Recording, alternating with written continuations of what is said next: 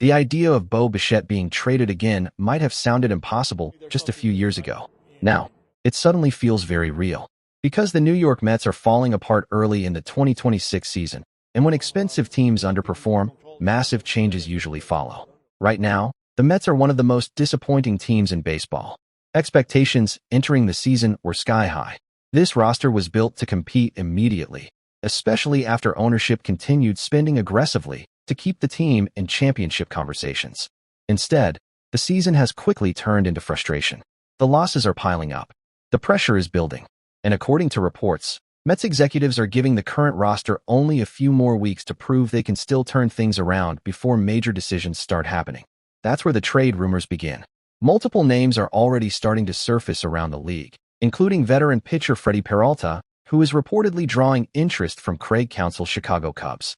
But perhaps the most surprising name connected to trade speculation is former Toronto Blue Jays star Bo Bichette. And honestly, when someone like Bob Nightingale starts discussing the possibility publicly, people around baseball pay attention. Because Nightingale usually doesn't throw names into trade conversations randomly. When reports like this appear, it often means there's already growing belief inside the industry that something could happen. And the more you look at Bichette's current situation in New York, the more the rumors actually make sense. This simply has not looked like the right fit. From the outside, Bichette looks uncomfortable. The confidence that once made him one of baseball's most dangerous hitters hasn't fully returned. The energy feels different. Even the relationship between the player and the fan base already appears strained. That's never a good sign in New York. Mets fans are passionate, but they're also demanding. When a high-profile player struggles in a major market, the pressure intensifies quickly. And right now, Bichette is already hearing boos during a season that has barely gotten started. That matters psychologically. Some players thrive under New York pressure. Others never look fully comfortable. At the moment, Bichette looks like a player trying too hard to force things instead of simply playing naturally. And when a team keeps losing, those frustrations only grow larger. The biggest factor in all of this may actually be Bichette's contract situation.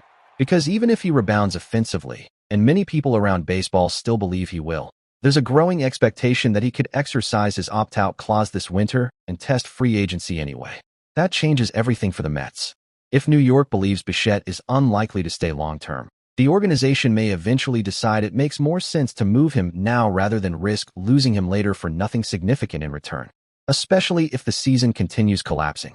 That's how struggling teams start thinking near the trade deadline.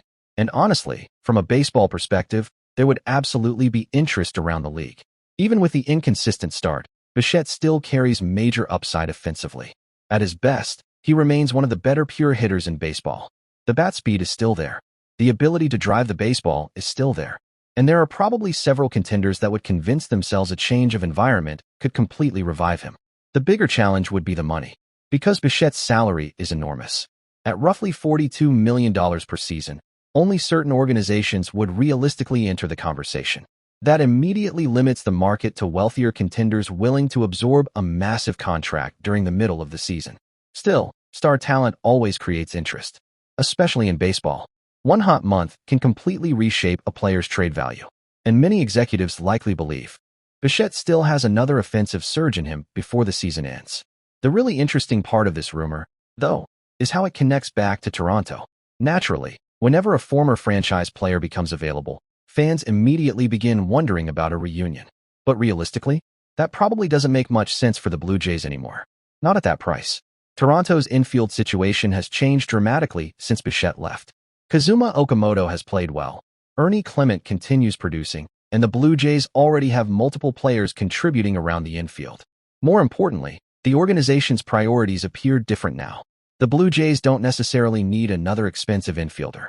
They need pitching. That's the bigger issue.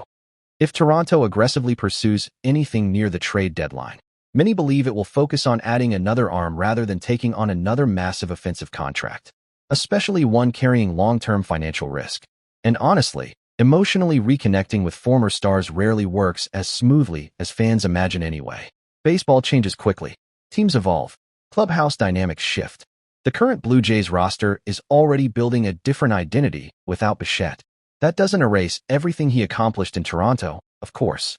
At his peak, Bichette was one of the most important players of the Blue Jays' entire competitive window. He became one of the faces of the franchise, one of the most dangerous hitters in the American League, and a major reason Toronto returned to postseason relevance. But baseball rarely stays sentimental for long.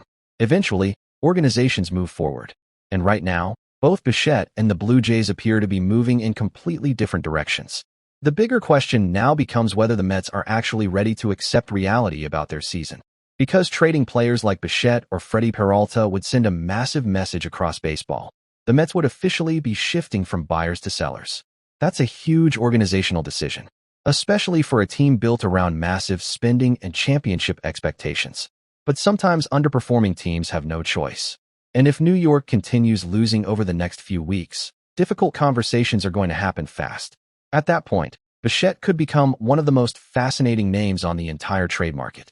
A talented hitter, a massive contract, a struggling fit, and a player who may simply need a fresh start somewhere else. Right now, it's still only a rumor, but it's definitely a rumor worth watching closely.